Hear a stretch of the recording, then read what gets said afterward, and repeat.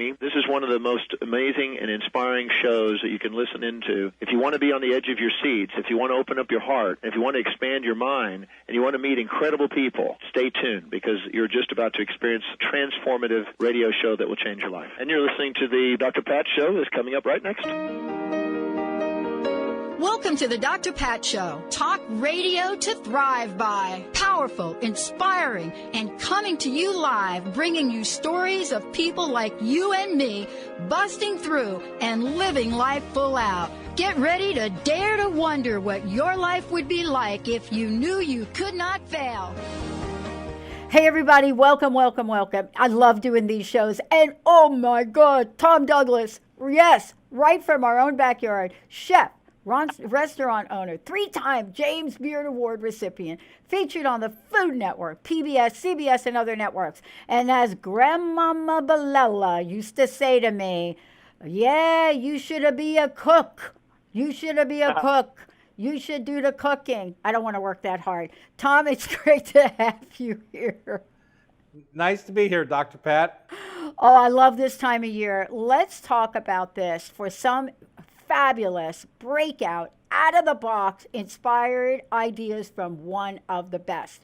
Many people don't even take this on, Tom, right? Because they think it's way too complicated. All right, let's start. Where do we start?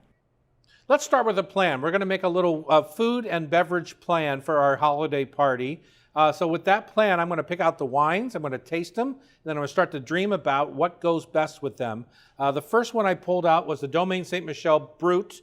It is a sparkler from the Yakima Valley area, delicious wine. I made some cranberry syrup from our local cranberries, some cranberry bitters, and so we have a little sparkling wine cocktail for the moment people walk through the front door.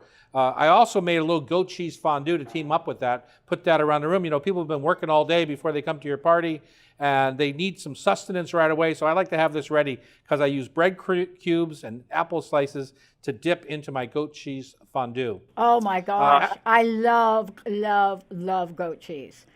I love it. Me too. I know. Especially this fresh version. This isn't the type that has a rind on it. This is fresh goat cheese.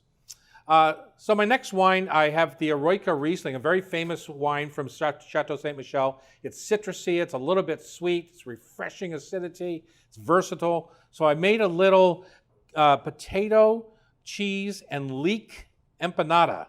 So I like these for a couple of reasons. One is they're delicious, right?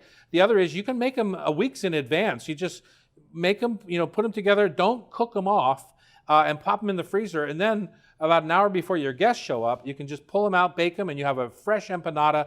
Feels like you've been working on all day, and it goes beautifully with the Eroica. So I love that. And then the last appetizer I made, because we do have some meat eaters coming, we have the Chateau Saint Michel Cabernet Sauvignon Indian Wells. And in the marketplace, you can find these things called Wagyu steaks. They're the grade above prime even, and they make a delicious appetizer because they're really tender and easy to eat. So I sear them off, cut them into small bites, and I put them right on top of a caramelized fennel tart. So you know what an upside-down cake is, right? Like a pineapple upside-down cake. So it's the same thing with these tarts. I use a little muffin tin, put caramel in the bottom, some fresh sliced fennel, and then a little gluten-free dough on top. You bake them and turn them out upside down, and they come out as these little mahogany numbers that are so awesome. And you can serve them like that, right, to the vegetarians, but I'm a meat eater, and I'm a red wine drinker, so I'm putting my little sliced sirloin on top with some smoked salt, which goes super good with the berry fruit flavors of the Cabernet and the richness of the Cabernet. So they match up very well. All of these wines, just beautiful products from here in the Northwest. Yeah, as my grandmother would love you right now. She would come over there and pinch your cheeks because you actually use fenugreek, as we call it, the fennel. Oh boy, I love it. Here we are, the holidays. The things you just mentioned, really, to get out of the gate and start this.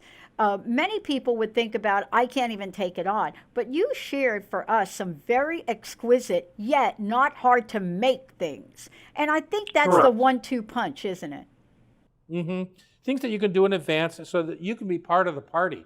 Nobody wants to do all that work and then be stuck in the kitchen while all their friends are out front having a good time, right? You want to be part of the party. So that's part of the planning process in order to do that. It's up to you. Yeah, I mean, you mentioned a bunch of wines. Before we get too far crazy into this, because I can do that, what is the best place for people to find out more about these, more about the wines as well? Well, if you want the recipes for the appetizers, you go to tomdouglas.com, and I'll have all the recipes that we talked about today listed. And then if you want the wine itself, go to stmichelle.com.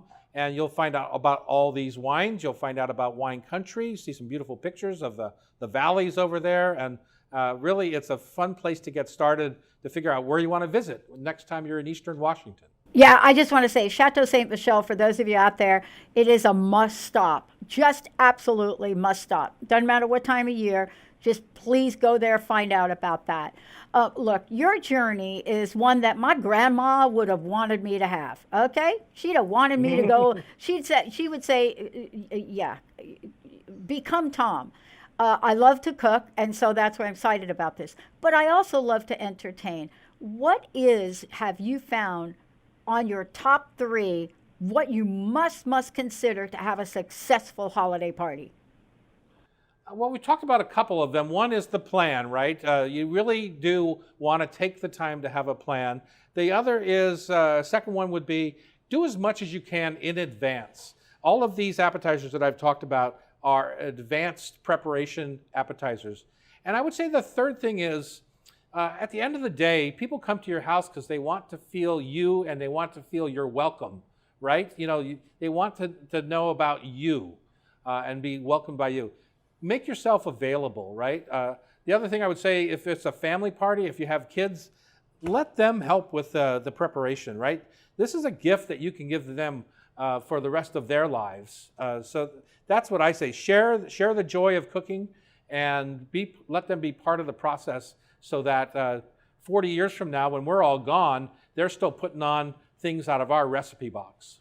Yeah, Chef Tom, I got to say something about that for a minute, because you are one of the people out in front that is really encouraging getting the family together, getting people together, teaching people to cook, and especially children. And I've watched it with this beautiful 11-year-old that I've known even before her birth. I got her a great apron, chef apron. But this is so important. My grandma used to say, cooking brings the family together. Isn't that what you and what your message also stands for? It is. And I oddly enough, I like to shame people too as a parent, right? I love to shame parents. I always say, if your kid leaves the house at 18 years old and doesn't know how to roast a chicken, you have failed miserably. That's what, so there are, you have responsibilities as a parent too. How do you balance a checkbook? How do you roast a chicken? How do you scramble an egg? There's lots of things that I think are important for our kids, and they'll remember it forever. Yeah, I got to tell you, I am so glad you said that. My grandma was a little bit more strict. She would say, if you don't know by like 13 years old how to make your own homemade pasta, there's something wrong with you. But that's grandma. Yeah. Exactly. I want to ask you about something really important to the Pacific Northwest, but now pretty much important worldwide, gluten. I go back, 4, 5, 6 years ago, you say the word gluten, everybody thought it was glutton. Tell us about gluten, and I know that these recipes, people can change up and make gluten-free options, right? Yeah, absolutely. 10 years ago, it was hard to find a decent gluten anything or gluten-free anything, right? So now there's beautiful flours. All of these doughs that we use today can be made gluten-free. In our restaurants, we have gluten-free everything because so many people are on that diet now. So it's just something to be aware of. And I think when you're throwing a party like we are with the beautiful Ste. Michelle wines, you've put the effort into the appetizers, you really should be trying to think of a palette of foods and wines that are going to cover all bases. We have Riesling, which is a little bit sweet. We have a dry red wine. We have sparkling. So that's really the key, is to be all things to all people when you're throwing a party, so you're not scrambling. Yeah, I had a question come in from one of my friends. They knew I was interviewing you today. And they said, do the wines change for gluten-free recipes? And I thought, do I dare ask that question? I mean, it sounds like they would not. But it's an interesting question from a bunch of my friends. We all get together, like 40 of us this time of year. Right. But it is an interesting question. I never thought about it. Yeah, no, they don't change a bit. And I would just say, just being aware of everyone's issues is really a great hospitality trick. Dr. Pat, I have to run. Yes. I have My kid Yes. coming for a dinner. Well, I want to thank you so much. Last question, personal message. What do you want to leave us with? I would say, happy holidays. Enjoy enjoy the journey. Don't look at it as a hassle cooking for people. Enjoy the journey of cooking for people. So happy holidays to everyone. Yeah, Chef Tom Douglas, everyone. We're going to take a short break. We'll be right back.